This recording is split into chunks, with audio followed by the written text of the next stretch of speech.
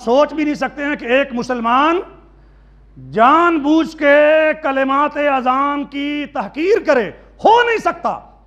یہ کیسے ہو سکتا ہے جب فتاوی رضویہ میں بھی لکھا ہوا ہے 5ویں جلد میں کہ جب اللہ کا نام آئے، اسم الجلالہ، اس میں جلالت آئے تو اس کی تعظیم کرنی ہے۔ جب اس میں رسالت آئے تو نبی پاک پر درود شریف پڑھنا ہے۔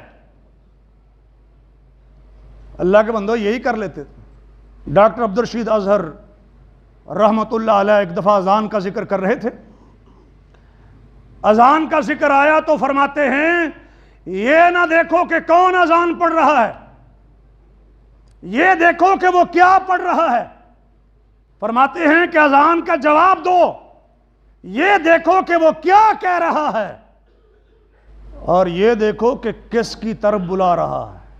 اللہ اکبر، اللہ اکبر، اشہد ان لا الہ الا اللہ، اشہد ان محمد رسول اللہ، حی علی الصلاۃ، حی علی الفلاح، یہ دیکھو کس کی طرف بلا رہا ہے۔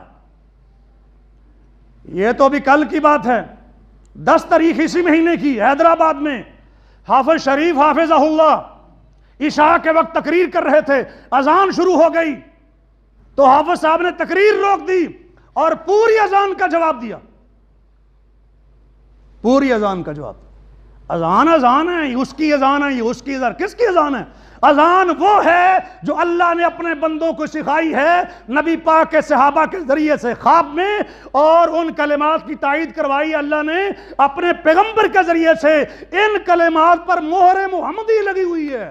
اس کی اذان نہیں ہے، اس کی اذان نہیں ہے، یہ اللہ کا نام ہے، اللہ کے رسول کا نام ہے، اس کا ادب لازم ہے۔ وَمَن يُعَظِّمْ شَعَائِرَ اللَّهِ فَإِنَّهَا مِن تَقْوَى الْقُلُوبِ، یہ اللہ کی نشانی ہے، اور اللہ کی نشانیوں کی جو تعظیم کرتا ہے یہ دل کا تقوی ہے۔ ورنہ دوسری طرف کیا ہے؟ وَإِذَا نَادَيْتُمْ إِلَى الصَّلَاةِ اتَّخَذُوهَا هُزُوًا، جب تم نماز کے لیے اذان دیتے ہو یہ اس کا مذاق بناتے ہیں۔ مذاق اڑانے والے اور ہیں، ادب کرنے والے اور ہیں، ادب کرنے والے مسلمان ہیں، مذاق اڑانے والے مشرکین ہیں، یہودی اور عیسائی ہیں۔ مومنوں کو تو یہ حکم ہے کہ اذان ہو جائے، جمعے کی کاروبار چھوڑ دو، فَصْغُوا إِلَىٰ ذِكْرِ اللَّهِ، یہ ادب اذان کا۔ مومنوں کو تو حکم ہے آپ نے نماز پڑھنی ہو، تشریح بھی ساتھ عرض کر رہا ہوں، آپ مسجد میں موجود ہیں، آپ نے باہر نکلنا، اذان ہو گئی ہے، ادب کا تقاضا یہ ہے کہ باہر نہ نکلیں۔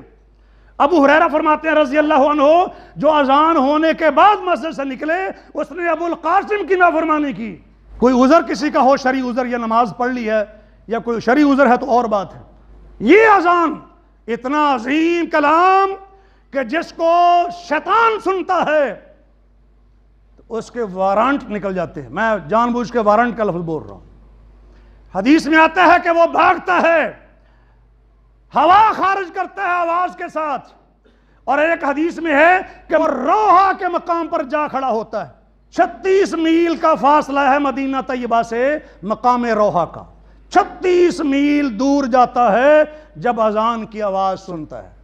اذان برداشت نہیں ہوتی شیطان کو، اذان کے کلمات ہضم نہیں ہوتے، شیطان لعین رجیم کو، شیطان کو بدہضمی ہو جاتی ہے اذان کے کلمات کی وجہ سے۔ واپس آتا ہے، پھر تکبیر ہوتی ہے، پھر بھاگتا ہے۔ اللہ اکبر، اللہ اکبر، اللہ اکبر، اللہ اکبر۔ یہ کلام نبی علیہ السلام نے فرمایا کہ جو آدمی صدق دل سے اذان کا جواب دے، صحیح مسلم میں ہے، دخل الجنہ، وہ یقینی طور پر جنت میں داخل ہو جائے گا۔ اذان پڑھنے والوں کے لیے فرشتے دعائیں مانگتے ہیں، ہر مخلوق دعا مانگتی ہے، جن بھی دعا مانگتے ہیں، انسان بھی دعا مانگتے ہیں، اور حدیث میں ہے کلو شیء، ہر چیز دعا کرتی ہے مؤذن کے لیے، ہر چیز۔ ایک حدیث میں ہے ولا رطب ولا یابس، ہر خشک اور ہر تر چیز مؤذن کے لیے دعا کرتی ہے۔ ہر انسان کرے گا، ہر انسان سفارش کرے گا مؤذن کے لیے۔ اس کی اذان میں نے سنی تھی، اس نے اذان پڑھی تھی، یہ مؤذن ہے، یہ کرنا پڑے گا۔